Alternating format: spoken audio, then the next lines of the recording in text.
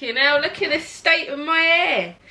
Well, I thought I'd get myself a little cuppa, have a sit down, have a chat. It's been a while, not gonna lie.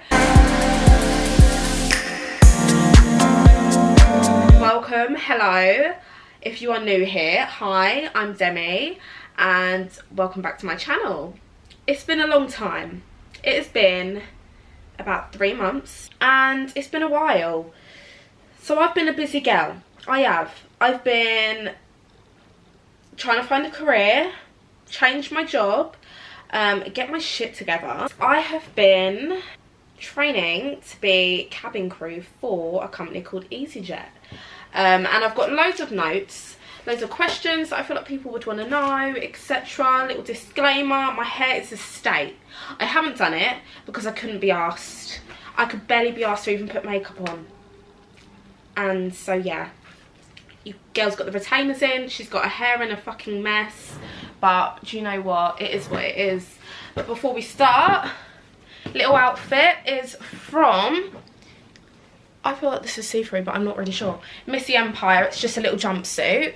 And then I got my Ugg slippers. Boyfriend gifted them to me out of the blue. It was cute. But yeah, so I couldn't find any socks that were cute. So I was like, let me just shove those on. It's been a roller coaster because this started literally last year at some point.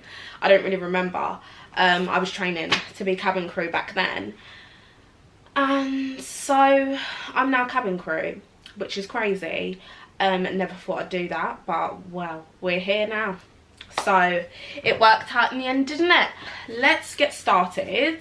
I have quite a few questions, which I'm just going to go through because I feel like people would want to know certain things.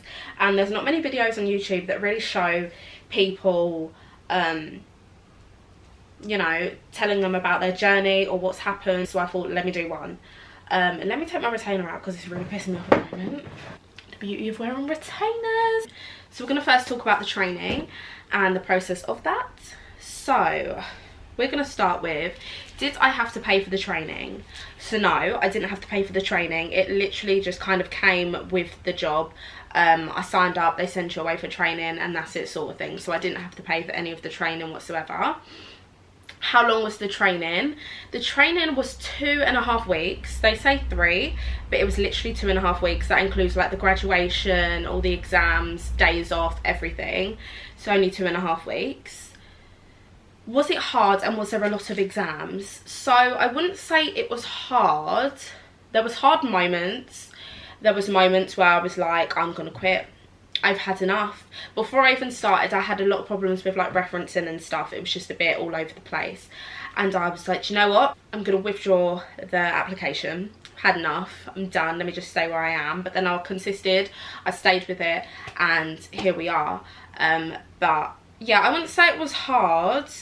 Is this a bit of me? Do you know what I mean? Like, do I even want to go there? But like I say, I pulled through. I got through all of it because there's exams and there's practical exams as well. I believe there's like 5 big exams. I can't really remember now. Like with me, I can't revise. I've never been able to. I feel like I'm gonna burp. I can't revise for shit. Never been able to. In school, it was never a thing for me. I couldn't revise. I'm one of them people, I take in what I take in then, and if I don't take in anything, then I don't take in anything. So I have to kind of just take in as much as I can in that moment. And yeah, so as long as you're just listening, have a fun time with it as well, because you find that you learn things when you do have like a fun time. Don't take things too seriously, do you know what I mean? But overall, I wouldn't say it was that hard. How did I get into doing this? Did I have to go to college, etc.? Did I have to have GCSEs? So originally, I started by looking at colleges because I thought that's how you get into it, sort of thing. Like, I was in the moment where I was just like, you know, I need a career of some sort. So I signed up to Bromley College. They were like, oh, well, you're going to have to pay this amount, which I think was like 1,300 to do the course. For it, because I'm over 18, so I don't get free education anymore. And they were like, oh yeah, you're gonna have to pay £1,300 for the course. And I was like, oh okay, cool, that's not too bad. As life went on, I ended up having no money to even pay it when it came to the time that I needed, and I thought, fuck this, like, can't be arsed. And then one of my relatives was like, why don't you just sign up to the airline? And I was like, do you know what, let's go for it. Because with college, it doesn't actually mean you have a job. It just basically puts you on the ladder and gets you down to some of the training, I guess, before, but you still have to do the training anyway when you're at the airline, so it makes no sense in a way. But anyway, I just skipped college. I went straight into it. They didn't look at GCSEs or anything like that, because I'm not the smartest of girls. I'm not. And I got in. So if you're smart, you're going to fly by. But yeah, so I didn't go to college. I literally went straight with the airline. The only thing I would say that would be good just to have for yourself, not even just for the company, is customer service. You have to have experience with customer service as a requirement anyway, but it's good just to have for yourself. It makes you get through things a lot quicker. Obviously now I'm cabin crew on the, I was about to say on the boat. On the plane, I find that having that experience really helps with dealing with certain situations, certain customers, etc. So yeah, I would say that would be a good shout. I feel like I'm drinking custard cream. It tastes so good. Another question for my training is best part of it. The best part, I would say, meeting everyone. Like, meeting everyone that's in literally like the same boat as you. You don't realise how similar your situations are at first, because I went into it completely on my own. I didn't have any friends going into it, and I found that I literally had the same experience, the same path as everyone else. Like, things that I thought, oh my god, I don't know this, but everyone else probably does. No, everyone didn't know it. Do you know what I mean? We were always in the same boat. It's like when we done our wet drill, which I believe was the first day of training. We done our wet drill and we were all so nervous to do it, but it was literally so fun. Like, yeah, it was an exam, but it was just so fun. It didn't feel like an exam, and we literally had the best day. We just went off swimming. We literally had to swim for a bit, paddle about with a life jacket on, inflate it in the water just by blowing into the tube, and then jump into the raft. We really enjoyed ourselves, and we just grew closer. Like, I don't know what it was. I don't know whether it was the fact that we saw each other half naked, or it was just the fact that we were all going through the same experience together. And do you know what I mean? It was just nice. And I still talk to the girls till this day.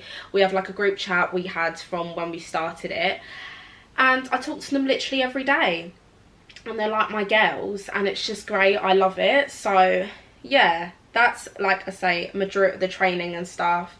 If you do have any questions that I did miss out, or anything that you want to know about the training, then feel free to like comment down below about it. I will be happy to like message you and answer those for you. I feel like we should go on to talking about like the actual job, the cabin crew job. So we're going to start off with, how does the pay work? So with the pay, because I was always a bit confused how cabin crew got paid and how much.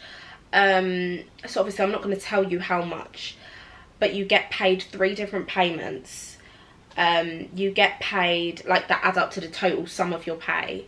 So you get your salary pay, so your basic salary, like in every job. Then you get your commission on top, and then you get something called sector pay, which sector is basically just going like there and back. So for instance, if I was to go London Gatwick to Spain, and then Spain back to London Gatwick, that's 2 sectors. And depending on the length of the travelling you're doing, i.e. if I went to Gatwick to Egypt, that's a longer time than if I was to go to Amsterdam. Each sector has a different amount it pays. So that's how it works. You basically get 3 payments, 3 different payments, and it all combines into one.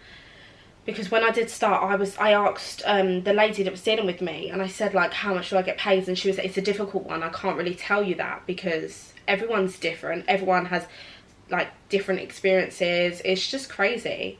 So yeah, it's not like a normal wage where you get this much an hour, this is how much you get yearly, and that's that. Every month is different. Every month you'll get different money from the month to the next.